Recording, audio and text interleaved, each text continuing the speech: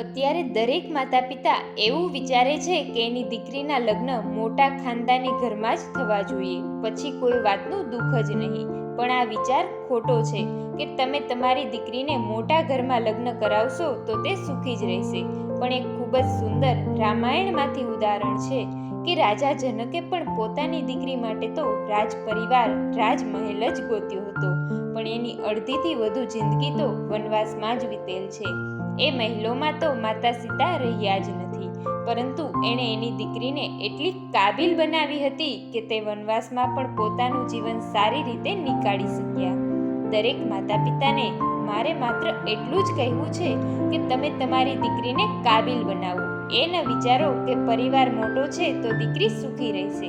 આ ગેરંટી કોઈ પણ વ્યક્તિ લઈ જ ના શકે. અને અત્યારે કેટલાય મહિલાઓમાં દીકરીઓ રડી રહી છે, અને અત્યારે કેટલાય નોર્મલ ઘરમાં દીકરી ઘણી ખુશ અને સુખી પણ છે.